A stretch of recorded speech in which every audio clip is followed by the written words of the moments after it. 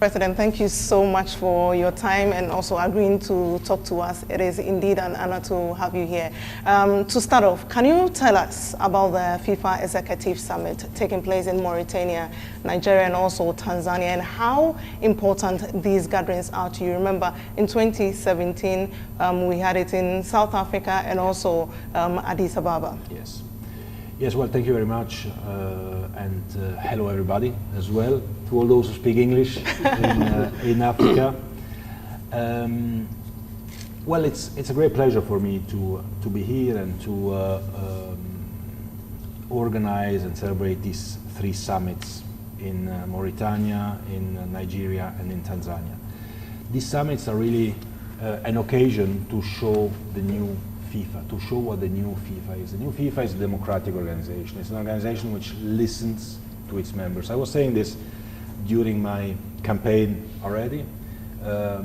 I was convinced that the role of the federations, of the national associations, was limited to basically approving whatever was proposed to them at the FIFA Congress. I want to change that. I think that whatever we present at the FIFA Congress must be discussed previously with all the associations, whenever it's possible. And for this reason, the FIFA President, to start with, and all the administration must be at disposal and at the service of the associations. We must be there, we must listen to them. And for these reasons, we have set up these summits where a group of 15 to 20 association presidents and general secretaries or top executives are gathering from 3 different confederations, not only Africans in Africa, but also Europeans, also Northern and Central Americans, and also Asians are coming to Africa, because it's important that we have this exchange and that we can discuss and debate about future decisions that will affect the development of football. But what has the feedback been for this summit? The feedback has been very positive. Of course, I am maybe not objective in this. I'm a little bit biased, but the feedback I receive has certainly been positive. To have the FIFA President sitting for the day with the members in an informal setting to discuss, to debate, to exchange. We don't make politics, we make football.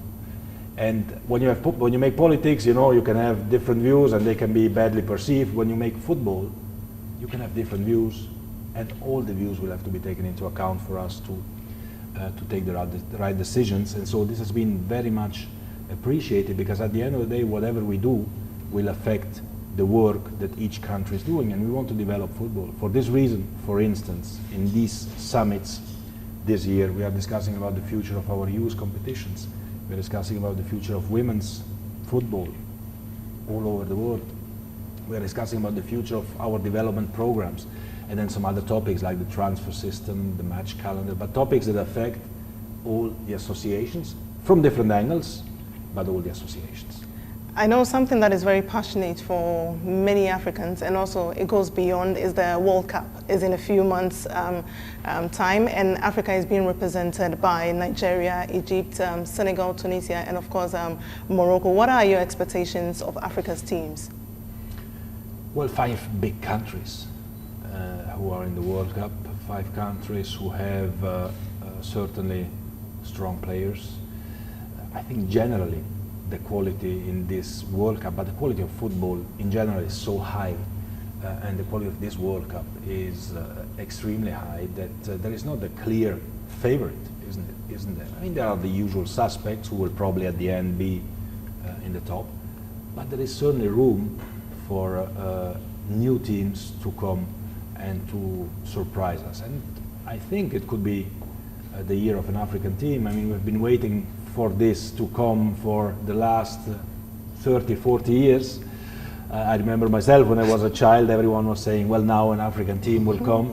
Well, maybe this is the year, and let's not forget that those who have qualified have eliminated some big African teams who are not there. Cameroon, Ghana, Algeria, I mean, with world-class players, and they are not in the World Cup, so those who are there are really strong, and I think the others have to be wary of the Africans this year. Talking about Ghana, I'm from Ghana, so it hurts a bit to see the Black Stars not going to the World Cup in June. It but hurts. Just like you said, it's an open field for every team going to the World Cup. But you personally, do you have any favorite teams in there? On the World Cup? Yes. In the World Cup? No, I am Italian, and Italy didn't go to the World Cup, so, you know, I will support the African teams, I guess. Anyway, let's still stay with the World Cup, and in 2026, the tournament will expand to 48 teams from the initial 32, including 9 automatic slots for Africa. That is, we used to have 5, and now it will be 9. What informed this decision, and are we likely to see a further increase in number, maybe after the initial run in 2026? Well, I think it was already important to increase the number of teams. Also, this was a topic that the African were promised for many, many years. You will have one more, and you will have one more, and at the end, Africa never had one more. As I said, I feel, and we all felt, that the general level of football has grown immensely all over the world, and in particular in Africa. And for this reason, it was very clear for me that we need to do something, and we need to do something strong. And increasing the World Cup from 32 to 48 will allow countries who have never qualified to start already now developing football. So I'm convinced that those who will do the most serious work from now on will be in 8 years in the World Cup. And we have increased the number of teams from Africa from 5 to 9.5, actually. So it's almost double of the team. This changes the whole way the qualifiers will be played in Africa. Because today, even in the final group, we have the groups of 4, and only one gets through. You know, if you lose one game, you're out. You're out, and you can lose one game. In the new system, there would be 2 out of 4 qualifying, except if the system changes. But in any case, it changes the whole dynamics of African football. And then, going forward, 2030, 2034, we will see who is there to decide, but obviously the sporting merits will have to play a role on the number of teams from representing different confederations. You keep saying a lot has changed about the game in Africa. What exactly changed your mind about African game, or maybe what exactly moved you about the African game? You know, I think that what touched me when I was traveling around campaigning, but even already before a little bit when I came across African football, what touched me in Africa is that there is an incredible passion for football, which is something that in Europe we are starting to lose, or risking to lose a little bit. In Africa, in whichever country you go, you have kids playing on the streets next to the roads, and you know, and this is how we grew up some years ago as well, but now you cannot see that anymore in Europe. You see it in Africa. So there is incredible passion, and there is incredible talent as well. What is missing is the structure and the organization. And from what I can see, also thanks to the investments we are all doing and the work that we are carrying out, is that this structure and organization is going to be set up, and if you can structure and organize a little bit this passion and this talent, the results are guaranteed. Our final question on the World Cup. There's been that joint bid from USA, also Mexico and Canada, and we understand that they presented a paper at a meeting with COSAFA and this week, and this has in a way offended Morocco, who were prevented from like a similar exercise at last CAF Congress. What is FIFA's position on that? Well, thanks for the question, because that allows me also to maybe clarify one or two small things. First of all, Morocco certainly doesn't have to be offended because everyone in this case, the two bidders are treated by FIFA in exactly the same way, and this is even more important if we look at the history of what happened in previous bids for the World Cups, which unfortunately we all witnessed or we all knew. This bid for 2026 has been going through a clear regulatory process. We have clear regulation, very strict regulation, something that did not exist in the past, but it was important to have clear regulations to make sure that everyone is treated in the same way and that the regulations were there before, of course, we knew who the bidders are.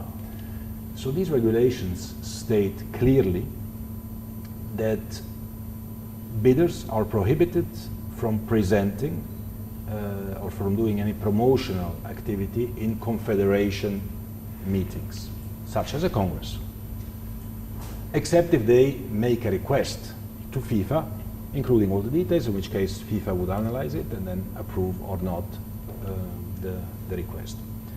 The Moroccan bid team did not make a request to present at the CAF Congress, and therefore they did not present. So it was not prevented by FIFA, it was prevented by a regulation that existed well before.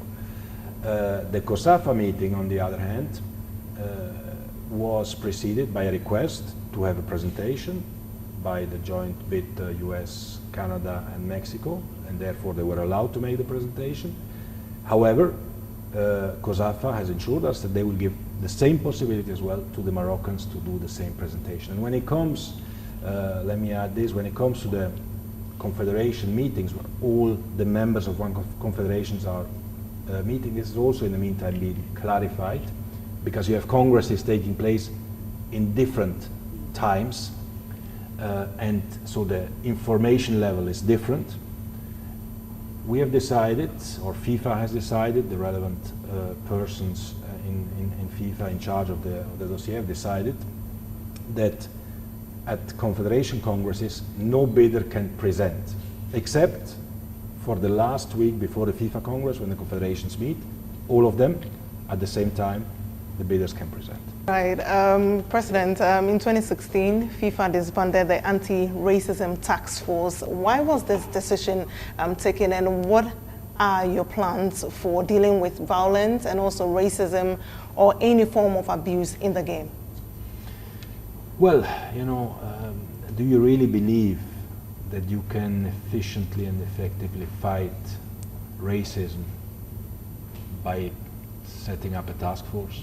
You know, somebody who is much older than me, an old football politician, he used to tell me, if you don't want to solve an issue, you set up a working group or a task force or a committee, and then you can be sure that they will discuss and discuss and discuss, and you can say you've done something because you've set up a task force or a working group, but you will never solve it.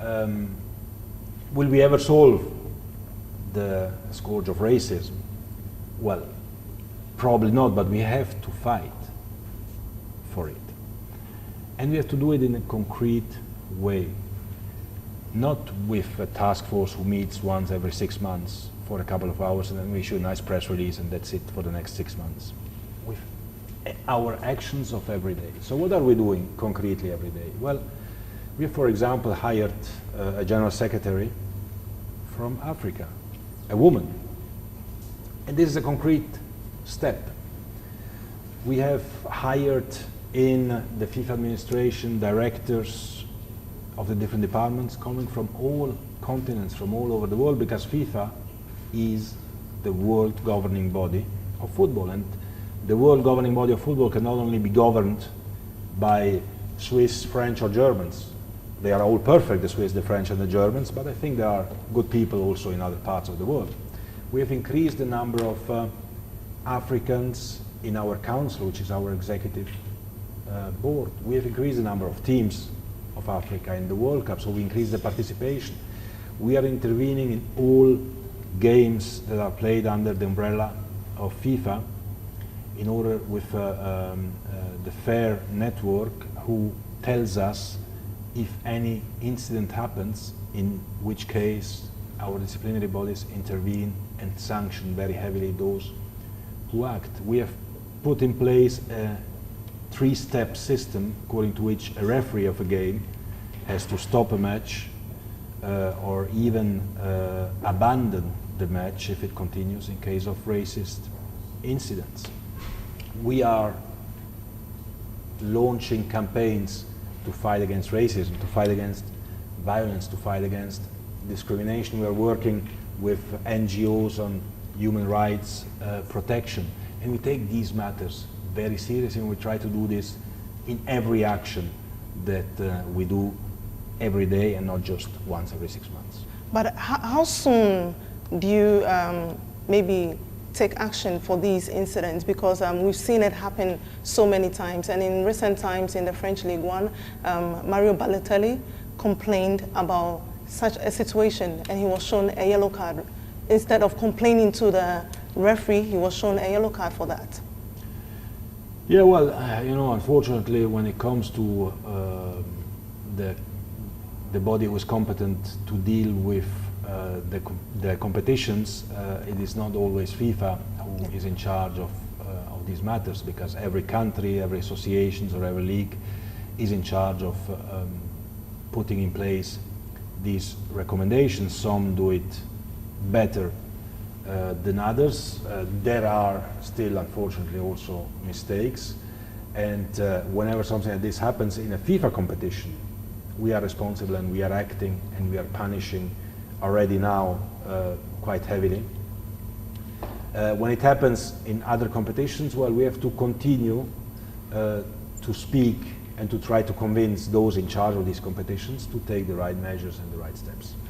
Talking about Fatma Samura, your Secretary General, and which you appointed, how has it been like working with her, being the first FIFA President to have a female Secretary General? How is she faring?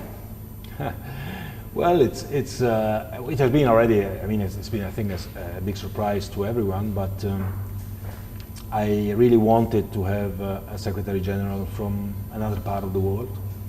I wanted somebody who has an experience in development, in the social part. I wanted somebody who is from outside of football, because we have been receiving a lot of criticisms in the past, rightfully so, on football governance. So to have somebody fresh in has certainly helped as well. We are working together. We have all our characters, and with Fatma and with all the team, I think we move into a good area. Yeah, on the Forward program, let's talk briefly about it. And just like Aliyu said, FIFA has talked about the investments, the impact, and also with regards to this particular project. What else is in this program for Africa?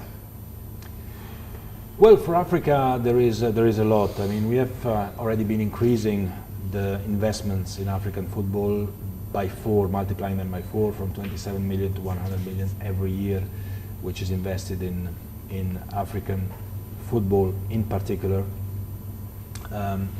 We are working together with all the African associations on their concrete needs, which are mainly infrastructure-based or competition-based. So we are trying to help with the FORA program, but as well with expertise in how to organize competitions. And I think these are some concrete steps that will change the landscape of African football. But given that to the federations, what control mechanisms are being put in place by FIFA to monitor the proper use of funds that you allocate to the federations? Well, definitely. We've multiplied the funds available by 4. We are now at 1.4 billion worldwide over 4 years, US dollars. This increased investment comes also with an increased control. It's normal. It's normal if we bear in mind what happened in the past. We don't want to go back to the past. So it's clear that the money that is invested has to be invested in football projects. We are controlling this by asking each association to sign a specific contract of agreed objectives with FIFA. We are monitoring each association. We are checking each project to make sure that it corresponds to what the request was. We are auditing centrally all our national associations to make sure the funds are used appropriately. This has never happened in the past. This is happening now, and I said this already, and I will say this again very, very clearly. Compliance with governance is crucial. We are investing a lot, and if somebody still believes that he can enrich himself illicitly or illegally with football money, then he should leave immediately, because otherwise he will be caught, and if he will be caught, he will be sanctioned. It's as simple as that. We are wrapping up briefly, but in Africa, you know, football and politics go hand in hand, and which is contrary to FIFA's views, which I know you don't even want to hear about that. Is this something you are hoping to correct or even improve? I hope we can improve it. I have a little bit of a different view on that. Of course, we'll never tolerate interference by governments in the running of the Football Association, the sporting running of the Football Association. But on the other hand, I believe we need to set up partnerships with the governments. I think we have to work hand in hand with the governments, because at the end of the day, the role of our associations in Africa and all over the world is also a social role, finally, to help children, to bring them away from the street, to give them football and to let them play football, and with this in mind also to fight against violence, corruption, match fixing. We need the governments, we need to engage with them, we need to work together with them. Every party, of course, with his own prerogatives, but we need to work together, and with this in mind, I met a couple of weeks ago Paul Kagame, the President of Rwanda and of the African Union this year, and we are working together to present, hopefully very soon, a new exciting project where we can see that we can work together for the benefit of football and for the benefit of Africa. Finally, something that I am passionate about, and I'm sure a lot of people are also passionate about on the continent, women's football. Any plans for women's football and also the youth development? Definitely, definitely big plans for women's football. We have to care about 50% of our population as well, which is composed by women. And we will increase the number of teams in the Women's World Cup, the Youth World Cup. We will create a new competition, which we call the Women's World League. I hope we will do that. I'm presenting it to these summits, and I hope the federations will follow me, but I'm convinced about that because I see the big potential that exists. So we create a new competition for national teams, a Women's World League, to be played by all associations in the world. And we will dedicate a specific part of the forward funding to development of women's football. Any favorite food on the continent yet? Any? Favorite food? Any favorite food? Well, I don't know, the Moroccan couscous. Music as well? Well, in music, I mean, Africa, Youssou N'Dour is obviously one of those singers in Africa that everyone knows all around the world. And you dance to that? With you? Of course, we have the music.